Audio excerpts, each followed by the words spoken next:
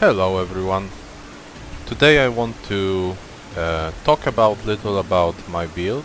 This is a PvE focused build. This is not really a PvP one. This is something I put together and I highly enjoy playing it. I call it Bleedbonk, obviously because of the dual great stars maces that I have. Now the idea for this build came from the fact that I really like two aspects of the game. I like big weapons when it comes to PvE, and I wanted to power stance big weapons, but I really also like a bleed build and the bleed itself in PvE is very powerful. And I also wanted to have something that works even if the enemy is immune to bleed. It will still deal a lot of damage, break their poise, stun lock enemies, and so on and so forth. So after a lot of experimenting and trying different builds, including strength build and pure build, I came to this. So let's have a look at the build. So the build is level 126.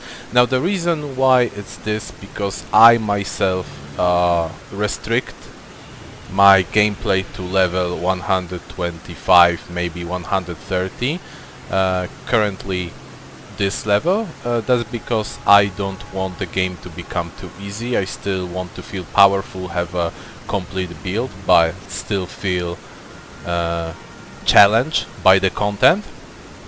So if you of course don't care about that and you go, as much levels as you want, it will be even easier for you to achieve this build. So the starting class here is Hero. It's the best starting class for this build to achieve all the important stats at this level, 126.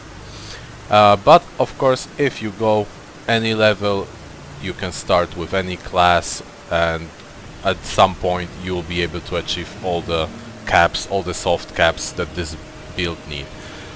So what we see here is we have 50 vigor. Now 50 vigor because with Radan Greater Rune we will have 2000 HP, which I consider to be a bare minimum if you want to feel tanky, if you want to get hit. And when you use heavy weapons, especially in bosses, you can get hit because you are not that mobile. There is some sort of animation lock when you finish attacks and so on.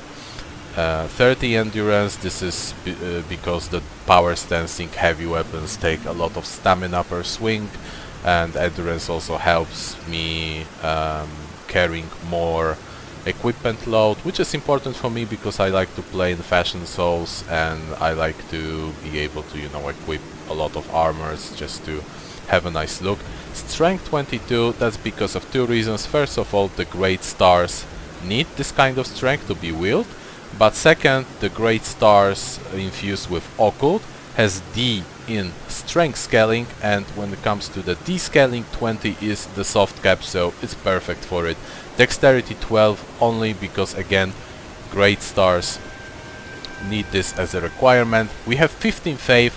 Now the reason for 15 faith is because I want the incantation flame give me strength, which is very nice buff for any melee character, and it works wonders with this build. And I like to have just a little bit faith because the support incantations are really great, and I like to run with them. I don't like any like damage incantations or stuff like that. I just want to bonk enemies in the face with my great stars.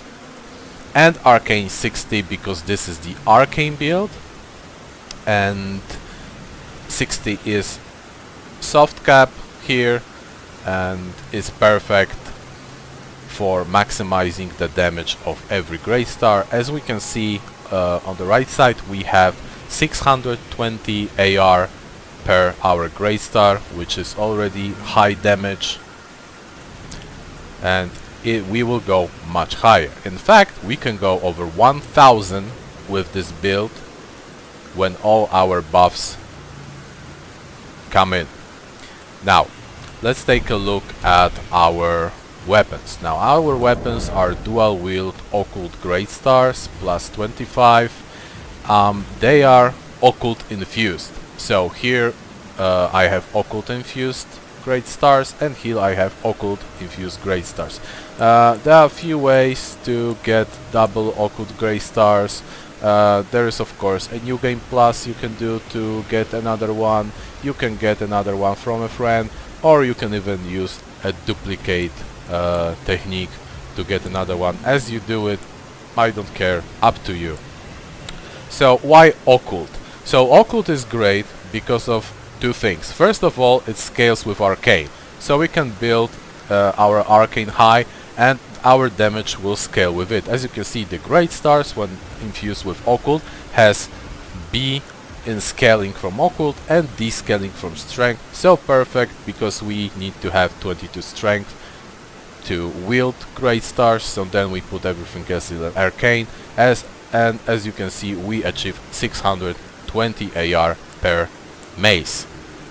And of course, when we infuse it with occult, the natural consequence is we increase our Arcane, which leads us to increase the blood loss buildup. As you can see, each great stars has 108 loss buildup. This is a lot for heavy weapons. This will mean in usually 2 swings of both you will bleed any enemy. Now, as for the Ashes of War, here I have the Warcry. Warcry because Warcry buffs our physical damage, and if we have Warcry on our main weapon, but we have both weapons equipped held in both hands, when I use Warcry, it will apply to both weapons, and here we see that our AR went from 620 to 673. So this is a very good buff.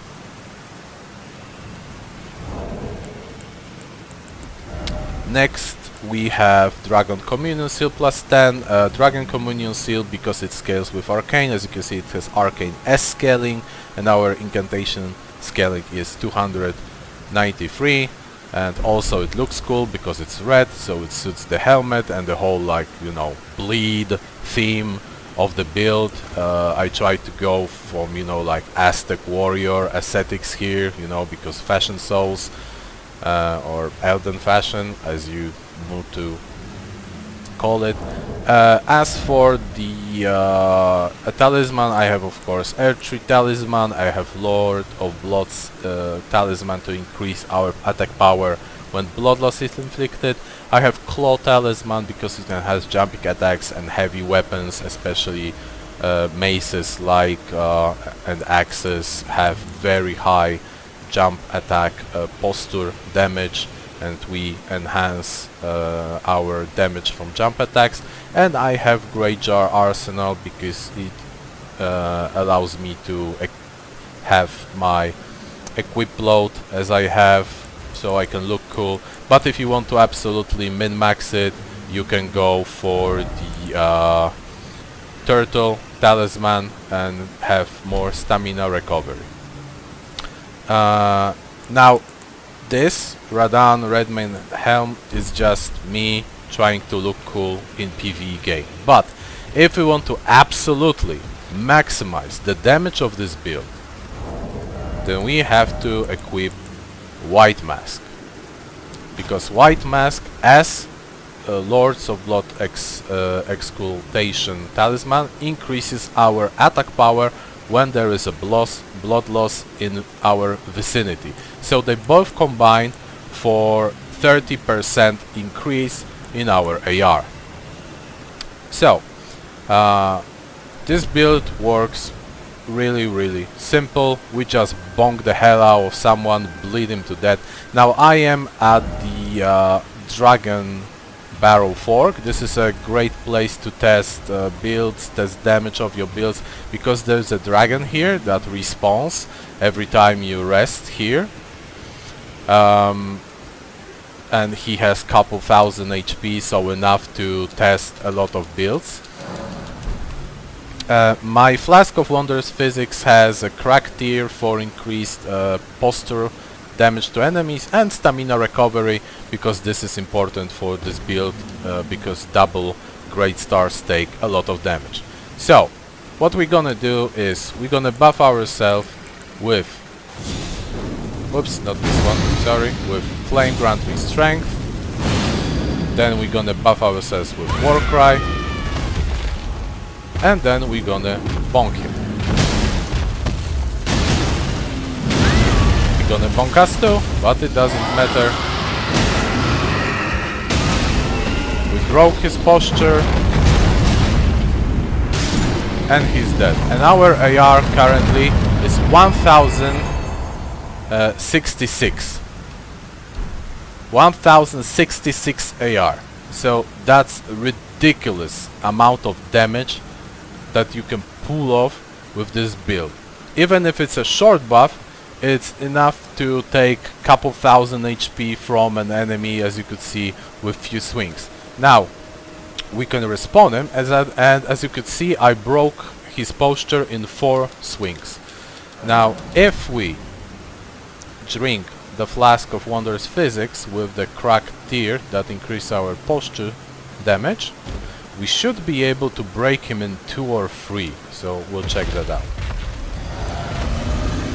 Flame Grant Me Strength, Warcry, let's go.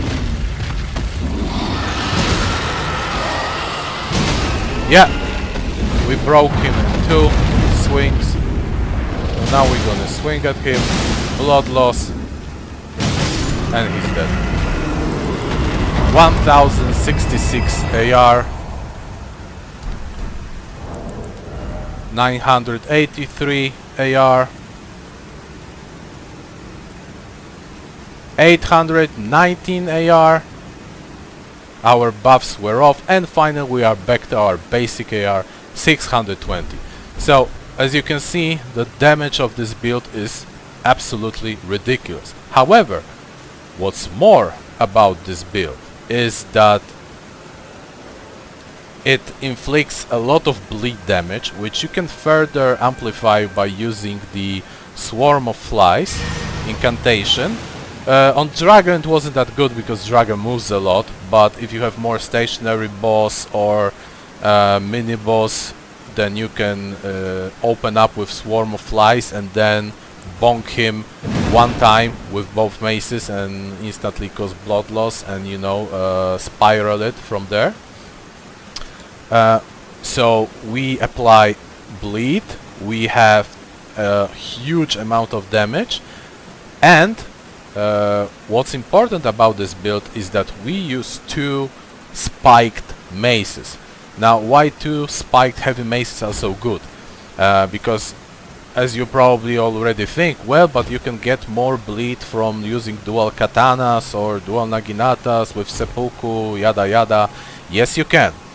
However, in PvE, there are 2 very important stuff that I learned from playing a previous Souls games, and that is stun lock and poise posture damage, however you call it. And these weapons deal ridiculous amount of posture damage. Like you could see with Flask of Wondrous Physics with crack tier, I could break the dragon posture with just 2 jumping attacks, and they stun lock every single PvE enemy you could swing at.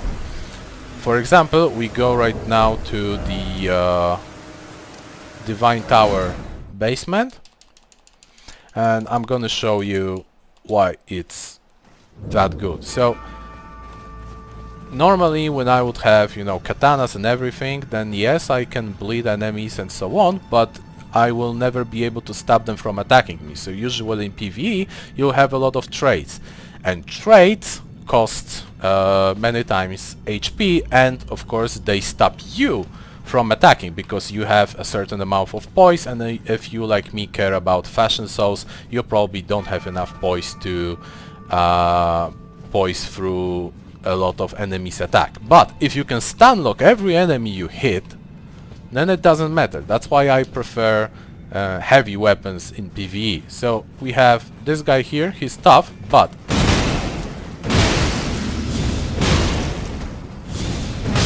who cares if he's stun locked? And you can do that with every PvE enemy. And you deal a lot of posture damage, so you will break their posture a lot of times, and they are open then for critical hit. That's why I absolutely love this build for PvE. Now, what's even better about this build, yeah, there is more. Each of the great stars heals you for 1% of your HP. So if you have 2 and you swing with 2, then you heal 2% of your maximum HP per swing. Now with 2000 HP, that gives us 20 HP per swing. Now that may not look like a lot, but let's take a look at the fight with this guy. Let's get... Okay, and now look at our HP. See how our HP started to go up? Now, if you are exploring any PvE content, so usually, you know, you are exploring a big chunk of the map, you know, like a city dungeon, there's a lot of PvE enemies in your path. So by fighting with them, if you are, you know, if you're good enough, if you're not getting hit much, you will get a lot of your HP back, and then you have a spell like Bestial Vitality, which you can use on yourself, and then go in, swing at enemies, and slowly but steady your whole HP will be full. Because with this build, with how much it deals damage, how much posture damage it does, and how much it stun locks, you don't really need to use Warcry buffs or Flame grant me strength buff all the time. I only leave it for like strong enemies, mini bosses, you know, like Gargoyles or you know, the big bears in the woods, dragons, stuff like that, or proper boss battles. So, but just to show you again how much damage this can deal.